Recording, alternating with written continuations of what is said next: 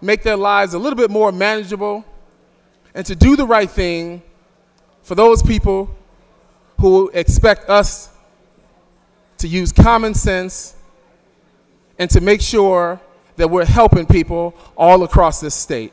I would ask and encourage, and I vote. Further discussion? The gentleman from Cook, Representative Miller.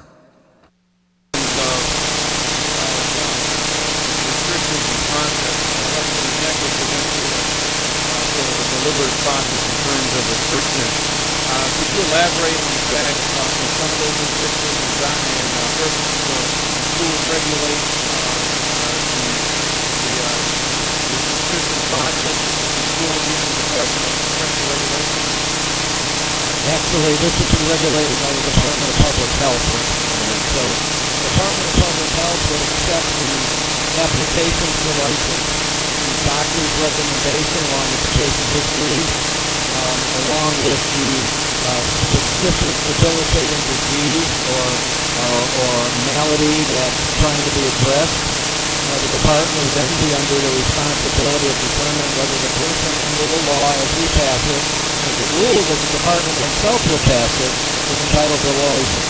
There will also be created a panel of 14 people, most of them physicians, who will advise the department before they create their rules, so that we make sure that the rules address the needs of the patients, but also the needs of the public to be protected. So in terms of, you said rules, it would go through a big, yes, it would. All right. In terms of the conversation about you could prescribe, if you know I'm not a licensed doctor in the state of Illinois, I included by what you said, you prescribe medical marijuana. Is that correct? You could if the disease or malady that you put in the patient's history was sufficient to qualify under the statute and under the rules. Also, I don't know if you know, I could also prescribe Viagra. I could also prescribe Coumadin, the blood thinner. I could also prescribe a litany of things that do have a scope outside of dentistry. However, the Department of Professional Regulations was wondering and had a question on why would I be prescribing Viagra in my dental office? Why would I be prescribing Coumadin or drugs outside, particularly the scope of dentistry? So with that regulation, with that oversight for a physician or a dentist or an optometrist or whoever still be in place?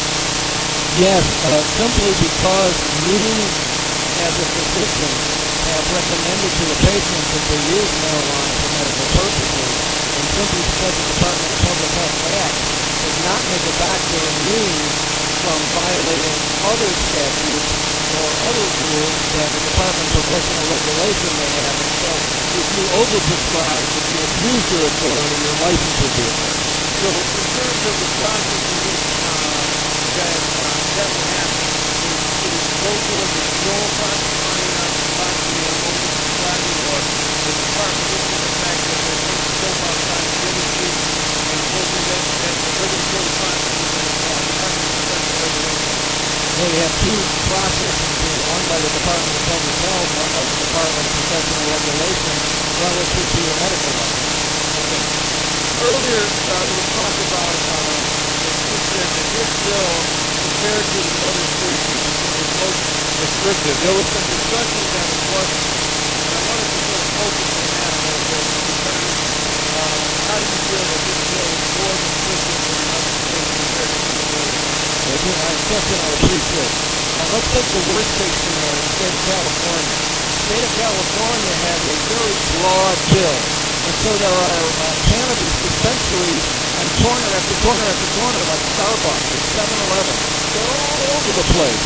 And the statute is in a very loose way, so that just about anybody can find a way to get a letter from the doctor indicating that they use the product. In our bill, you have to jump through a lot of hoops to get your license, and we think it's the most narrow bill in the country. And certain people from outside of this state who have commented to me about the way this bill is used. Representative, I think there's some concern about the fact that I can have a legal employment, not because of the fact that I need medical marijuana.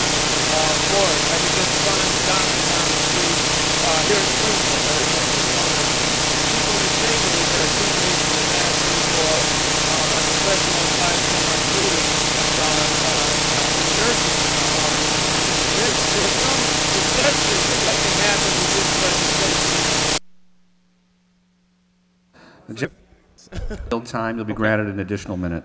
So a perception that somebody can come in at any place, at any time, in any body, prescribe medical marijuana for that person. That cannot happen under this bill. It has to have a bona fide physician-patient relationship. You have to describe the patient's history, and you have to be able to say that the patient has a serious condition that's referred to in the statute. Otherwise, the patient can't get the license. Okay, and the length of time in which that person comes into a physician's office and says that, because usually these patients with chronic illnesses have been seen for a while.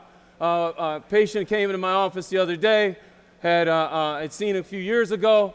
He was on a different blood thinner. He's now seen at the VA with a different physician. The mere fact of the matter, he could be under, what is the process in which, and the length of time in which this can occur, that someone can receive medical marijuana? Well, as you know, Representative, the rules haven't been written yet by the department. Further, and then Thank our you. next speaker we'll move on to. Thank you. But if a person's got a long-standing relationship with a physician, once the bill is effective, person could go to their doctor. The department will determine what the rules are, but because they have to be very careful with these medical records and very careful with these requests, it certainly isn't going to happen overnight. From Cook, Representative Carberry is seeking recognition. So in terms of somebody could not be able to come into any physician, get any prescription for this, it has to be a chronic illness, and not necessarily any chronic illness, such as we talked about diabetes earlier. It could be something that the physician themselves, with the consultation of the patient, to decide on this is the last course or a course of treatment.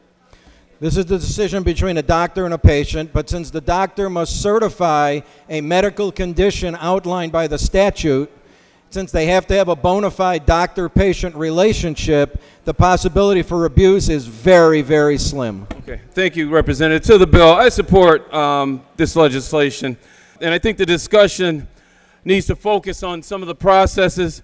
I understand that we've talked about it in terms of a gateway drug.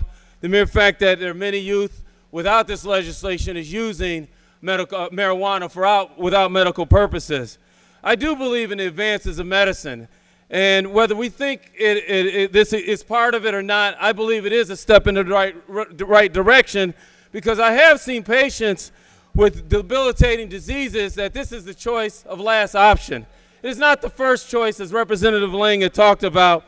There are checks and balances in place, and I believe we do need to move forward as a state to make this legal, restrictive to those patients that have no other option. And so as a medical provider, as a healthcare provider, I believe this bill and legislation should pass. Thank you, everybody, for listening.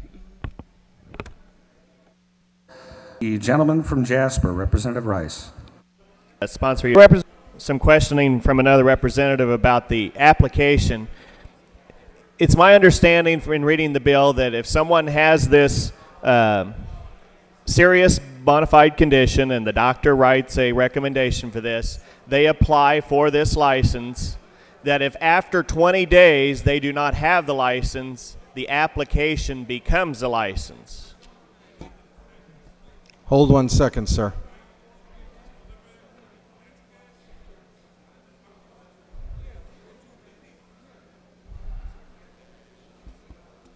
We're looking that up. Can you move on and we'll get you that answer, sir? Okay, well, my concern is that they apply for this. The doctor says, okay, Mr. Jones, you have this serious bona fide condition. I'm going to recommend that you apply for this. But it's still up to the department to issue whether or not they're accepted or not. We're going to have these reoccurring applications that go on when the application becomes a license.